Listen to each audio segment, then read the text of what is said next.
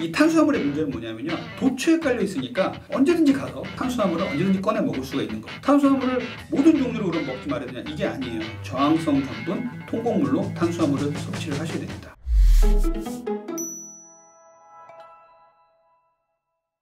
탄수화물 중독은 공식적인 의학용어는 아닙니다만 실제 임상에서는 많이 보는 증상이에요. 탄수화물 중독은요, 탄수화물이 정말 중독이 돼서 뭐 마약이나 술, 담배처럼 중독이 된다는 소리죠. 아이고 무슨 탄수화물이 중독이 돼, 먹는 거가 무슨 중독이 돼, 이렇게 말씀하시는 분들 계신데, 실제로 탄수화물에 중독되신 분들 저는 진료를 해서 정말 많이 보거든요. 예전에 유명한 연구가 있어요. 우리가 이제 그 뇌 촬영을 한 연구인데, 한쪽에는요 코카인이라는 마약을 주고요, 한쪽에는 당분, 아주 포도당을 준 환자의 뇌를 비교한 사진이 있는데 거의 똑같은 부분에서 뇌가 활성화가 됩니다. 그 정도로 우리가 탄수화물 중독에 빠지면요, 아편, 마약같이 중독에 빠질 수 있다는 것을 얘기를 하는 것인데요. 이렇게 중독에 빠진 분들은요, 탄수화물이 없으면 너무 불안해하는 거예요. 또 불안, 초조, 식은땀 막 쓰러질 것 같고 그러다가 탄수화물을 먹으면 해소가 되고, 탄수화물은요 포도당을 올리고 인슐린을 나오게 해서 살을 찌게 하는 문제도 있지만 중독에 빠뜨려요. 그렇기 때문에 더 무서운 것이거든요. 이 중독에 빠지신 분들이 예전에는, 술 중독에 빠진 사람이 어디 이제 술을 끊는 요양원 같은 데 가셔서 술이 주변에 없다고 술을 안 먹겠죠. 그런데 이 탄수화물의 문제는 뭐냐면요, 도초에 깔려 있으니까 언제든지 가서 24시간 편의점 가가지고 탄수화물을 언제든지 꺼내 먹을 수가 있는 거예요. 이 탄수화물 중독의 문제는 그래서 심각합니다. 내가 끊고 싶어도 도초에 깔려 있고 눈에 보이고 방송만 틀면 먹방을 하고, 그러다 보니까 탄수화물 중독이 정말 위험한 건데, 저는 실제 진료실에서 이런 분도 봤어요. 탄수화물 중독이 정말 심하신 젊은 분인데 저희 병원에 다이어트를 하러 오시면서도 항상 검색을 해서 저희 병원 주변에 맛있는 빵집을 검색을 해가지고 이 병원에서 내 진료를 받고 살을 빼기를 마음을 먹었으니까 오늘은 나를 위해서 탄수화물을 먹고 가야지, 이런 계획을 세우신대요.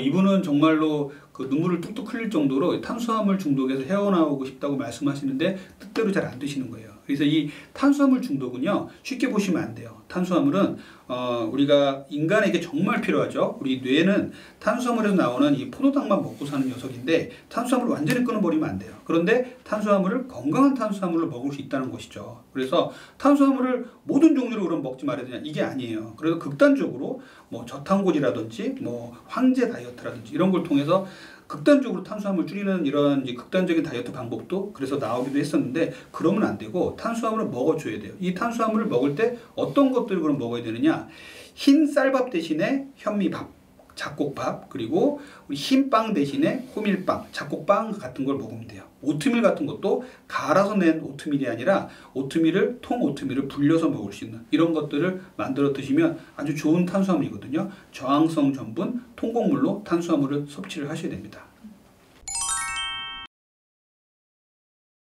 자, 우리나라 사람들은 정말 밥 힘으로 산다 그러잖아요. 예전에 우리 조상들은요, 그 삿갓 신분이 고봉밥을 먹는 그 사진도 있더라고요. 구한말 사진인 것 같은데, 그렇게 먹고 나가서 일을 하셨어요. 그러면 그 탄수화물들을 다 소비를 하고 그 탄수화물이 지방으로 안 쌓일 정도의 일을 하셨던 거죠. 근데 지금은 다르잖아요. 지금은 그런 전통은 남아있는 거죠. 흰쌀밥에 이밥이라 그러죠. 흰쌀밥을 먹는 게 우리의 꿈이었던 그런 시절이 있었기 때문에 이 쌀밥에 대한 이 로망이 정말 큰 민족입니다. 그런데 흰쌀밥은요, 혈당을 엄청나게 많이 올리죠. 그렇기 때문에 우리가 흰쌀밥을 이제 조심해라 하고 잡곡밥을 먹으라 하는데, 흰쌀밥도 잘만 이용하면요, 혈당을 많이 안 올리고 다이어트도 잘 되게 먹을 수가 있어요. 어떻게 먹는 거냐면요, 찬밥 다이어트라고 있습니다. 자, 흰쌀밥을 해서 한 김 식힌 후에 냉동실 아니에요, 냉장실에 4시간 이상 넣어놨다가 꺼내서 다시 렌지에 돌려서 따뜻하게 먹으면요, 저항성 전분이 생기게 됩니다. 또 요 만들 때 식용유 한두 방울을 넣으면 또 저항성 전분이 더 잘 만들어진다고 해요. 이렇게 저항성 전분이 되면요, 혈당을 천천히 올려요. 저항성 전분은 뭐냐면요, 전분, 그러니까 우리가 탄수화물의 하나인데 전분을 먹으면 우리가 위와 소장을 통과하면서 포도당의 형태로 흡수가 되죠. 그런데 이 저항성 전분은 위 소장을 그대로 통과해서 대장에 가서 우리 유익균의 먹이가 됩니다. 그래서 혈당을 빠르게 올리지 않고 천천히 올리면서 유익균의 먹이가 되기 때문에 우리가 탄수화물 중에서는 아주 좋은 탄수화물로 불려요. 그래서 이 저항성 전분을 우리 흰쌀밥으로도 만들 수 있다라는 거를 꼭 말씀을 드리고 싶습니다. 예, 제가 땅콩버터 얘기해가지고 저한테 땅콩버터, 저는 땅콩버터 전도사라고 이름을 붙인 분도 계신데 땅콩버터 상당히 좋아요. 땅콩버터에는 버터가 들어가 있지 않아요. 그냥 꾸덕꾸덕한 맛 때문에 버터하고 비슷하다 그래서 땅콩버터라고 이름이 붙였거든요. 땅콩버터가 좋은 이유는요, 엄청난 포만감이에요. 그래서 체중 감량에 도움이 됩니다. 그리고 양질의 이 단백질과 지방을 우리 몸에 보충해 줄 수가 있어요. 여기에 들어있는 지방은요, 불포화 지방산이 상당히 많아요. 올레산이라고 해서 우리 몸에 아주 좋은 지방산을 제공을 해서 심혈관계에 상당히 좋은 영양소입니다. 그리고 땅콩버터의 또 좋은 역할은요, 갈색 지방을 활성화시켜줘요. 우리의 지방은요, 백색 지방과 갈색 지방이 있는데, 갈색 지방은 어렸을 때 있다 퇴화된다고 알려져 있는데, 땅콩 버터를 적절히 드셨더니 갈색 지방이 활성화되면서 백색 지방을 빼주더라. 이 갈색 지방에는 미토콘드리아가 많아서 에너지를 태워주는 역할을 하거든요. 그래서 땅콩 버터는 갈색 지방을 만들어주는 좋은 음식이다라고 보시면 되겠습니다. 땅콩버터는요, 아주 다양하게 이용하실 수가 있어요. 땅콩버터 자체를 먹을 수도 있죠. 땅콩버터 숟가락으로 퍼먹어도 아주 맛있어요.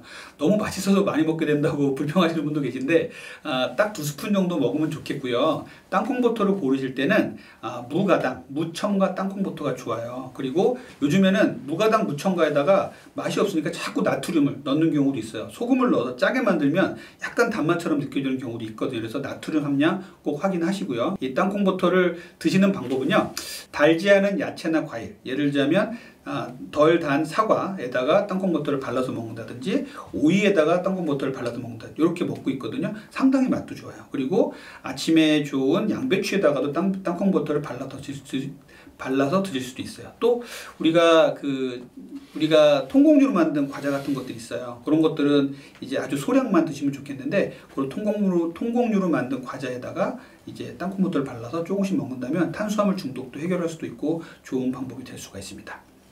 그래서 땅콩버터는 이제 단점이라고 한다면요, 너무 많이 먹을 수 있다는 거. 맛있어가지고 너무 많이 먹다 보면 이 자체도 칼로리가 어마어마하기 때문에 조심하셔야 되거든요. 미국에서 얘기하는 땅콩버터의 섭취량, 권장 섭취량은요, 미국식 큰 티스푼 2스푼이에요.